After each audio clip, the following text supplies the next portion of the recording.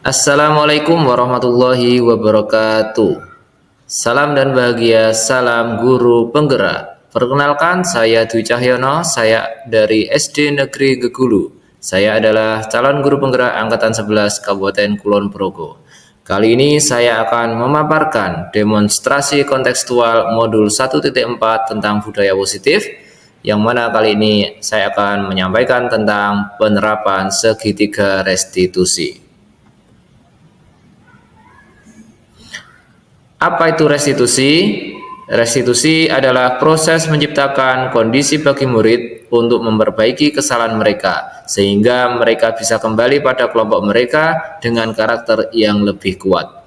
Restitusi juga merupakan proses kolaboratif yang mengajarkan murid untuk mencari solusi untuk masalah mereka dan membantu murid berpikir tentang orang seperti apa yang mereka ingin menjadi dan bagaimana mereka harus memperlakukan orang lain. Menurut Gosen 2004. Tahapan dalam segitiga restitusi ada 3. Tahapan yang pertama yaitu menstabilkan identitas. Tahapan yang kedua, validasi tindakan yang salah. Dan tahapan yang ketiga, menanyakan keyakinan. Tahapan yang pertama yaitu menstabilkan identitas. Berdasarkan prinsip bahwa membuat kesalahan adalah bagian dari proses pembelajaran. Hal ini akan menggeser identitas gagal menuju identitas sukses. Tahapan yang kedua yaitu validasi tindakan yang salah. Berdasarkan prinsip, setiap perilaku berupaya memenuhi suatu kebutuhan tertentu. Guru akan bergeser dari pemikiran stimulus respon menjadi proaktif. Hal ini akan mengenali dan mengakui kebutuhan murid, akan memperbaiki hubungan dengan murid. Langkah yang ketiga yaitu menanyakan keyakinan. Murid akan diberikan pertanyaan-pertanyaan bermakna yang untuk memunculkan motivasi secara intrinsik. Hal ini akan mampu mengaitkan keyakinannya dengan tindakan yang salah. Kasus yang pertama. Saat akan mengawali pembelajaran di kelas, terlihat salah seorang siswa laki-laki menundukkan kepala sambil menangis. Siswa tersebut bernama Ferry. Ternyata dia mempunyai masalah dengan temannya yang bernama Zaki. Hari sebelumnya, mereka sempat saling serang melalui konten digital, baik melalui WhatsApp maupun TikTok. Konten tersebut membuat mereka merasa tidak nyaman satu sama lain sehingga mereka saling berbalas dengan ejekan dan masih terbawa sampai di sekolahan. Baik, selamat pagi Mas Yosi, Mas Ferry. Mencoba bentar. Mas Ferry kenapa? Mas Ferry sedang sedih. Mas Ferry, kenapa kamu menangis? Kamu sedang sedih. Apa yang bisa Pak Guru bantu? Zaki? Ini kenapa dari kok menangis? Ada Pak. Itu buat cici. Apa? Itu buat cici. Buat cici. Video cici. Iya. Siapa yang buat? Ayo. Oh. Dan kenapa kok? Iya Zaki buat video cici. Kenapa kok kamu menangis? Saya dibuat cici sama cewek Pak. Oh, Mas Zaki buat cici kamu sama cewek dijadikan video. Terus kamu merasa tidak nyaman? Iya. Apakah betul seperti itu Zaki? Kenapa kamu buat video cici seperti itu? Karena dari buat itu. Ferry juga buat itu sebelumnya. Kenapa Ferry buat video tentang kamu? Video apa? Itu editan dari lucu tadi Pak. Oh, video editan yang lucu-lucu. Itu ada kamunya. Ya, saya background. Ada kamunya terus ada apa lagi? Ada teman-teman TK cewek. Terus kamu tidak nyaman juga. Apakah betul seperti itu, Ferry? Ya. Nah, terus itu jadi membalas. Ya. Ya. Baik. Sebenarnya Pak Guru tidak tertarik ya untuk mencari tahu siapa yang salah, mencari siapa yang salah, tapi kita fokus saja mencari perbaikan, mencari solusinya. Ya. Semua orang pasti pernah salah ya. Jadi pernah salah, dari pernah salah, Pak Guru sebagai manusia juga pernah salah. Tapi kita pasti bisa belajar dari salah itu. Nah, kemarin yang sudah dilakukan tentu kira-kira itu baik atau tidak? Baik atau tidak? Ya, tidak ya. Jadi merasa tidak nyaman. Dulu pernah dibuatkan video oleh Ferry juga ternyata sekarang merasa tidak nyaman. Ya. Ini berarti bentuk ingin apa ya, bentuk protes, ingin membalas. Sebenarnya itu nggak apa-apa, bagus ya, boleh mempertahankan diri, tetapi kalian bisa menambahkan sikap yang baru.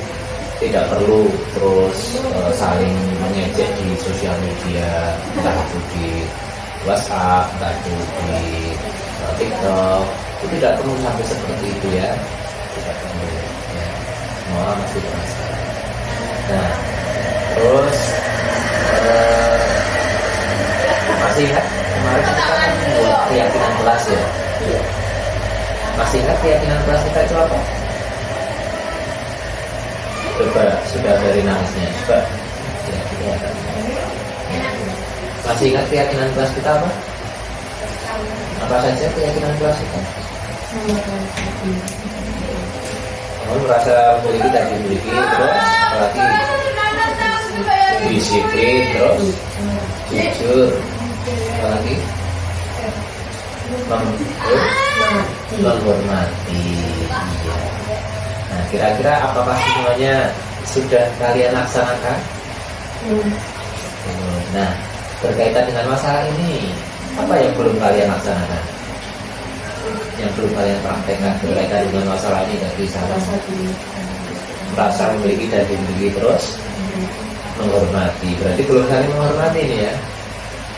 Saling berbalas video ejekan di sosial media. Kan komentarnya nanti bisa kemana-mana ya. Nanti bisa semua teman-temannya tambah saling mengejek. Nah, kira-kira bagaimana ini agar ada perbaikan supaya masalah ini selesai? Kira-kira bagaimana jadi? Videonya masih di akun TikTok nih. Terus bagaimana ini?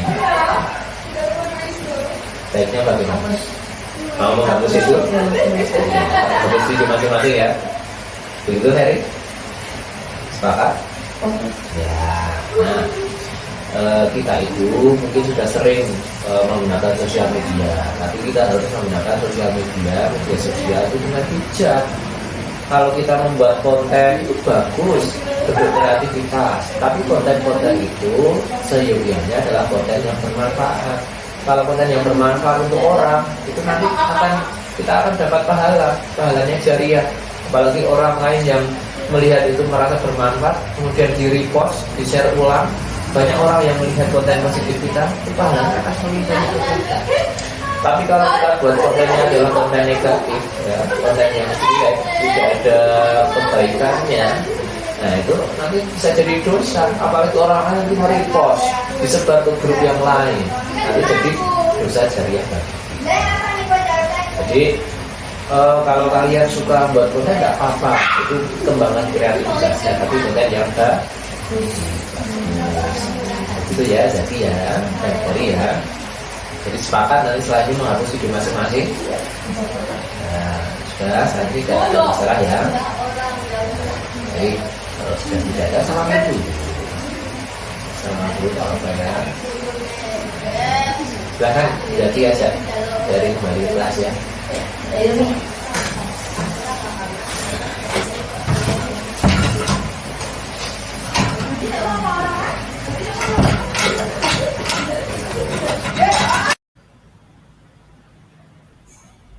Pada kasus yang kedua, pagi itu guru kelas 6 sedang melakukan presensi kehadiran kelas.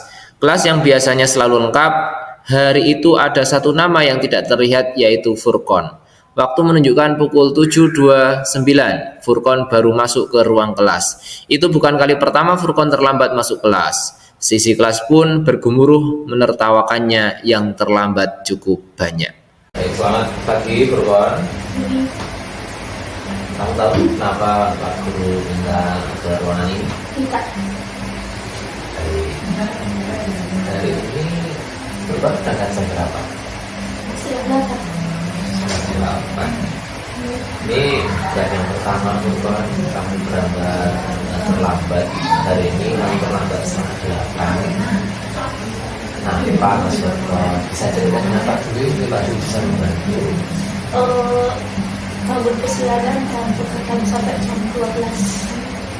Bangun kesiangan Dan begadang sampai jam 12. begadang sampai jam 12. Malam. Apa yang kamu lakukan di rumah kok bisa begadang sampai jam 12? Main HP.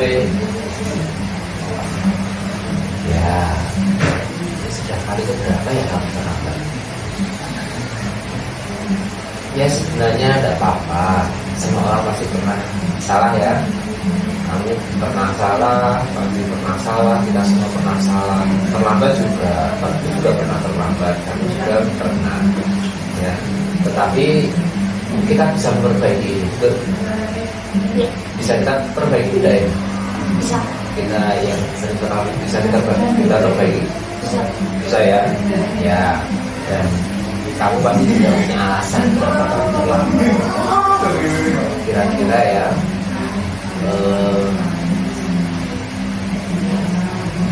Kita bisa perbaikinya bagaimana?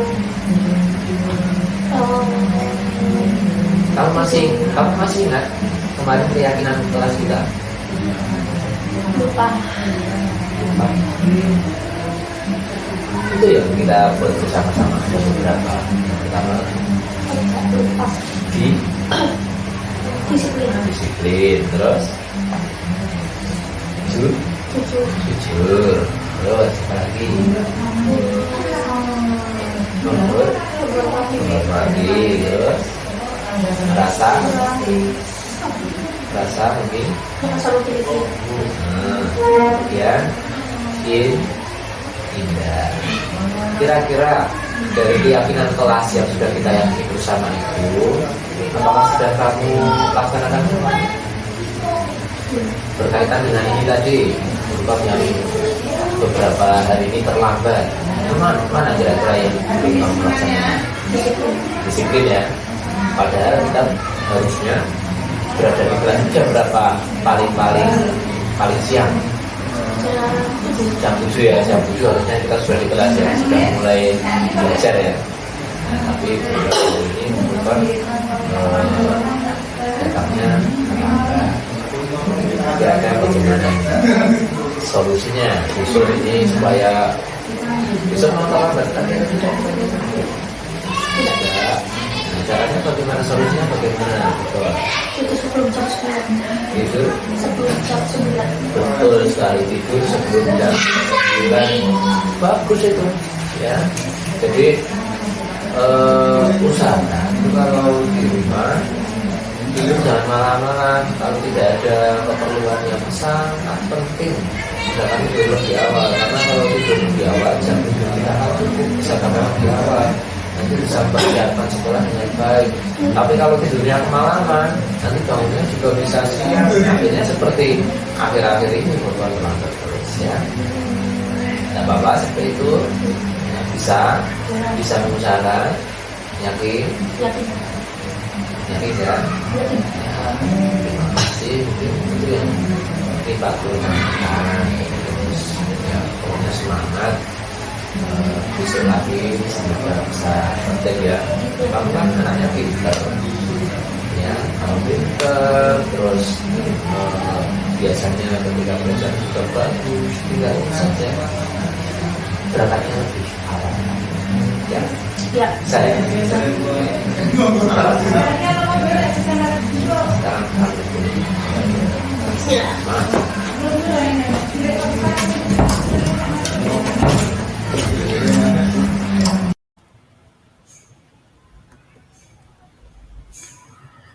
Demikian paparan yang bisa saya sampaikan. Terima kasih atas perhatiannya. Salam dan bahagia, salam guru penggerak. Tergerak, bergerak, menggerakkan.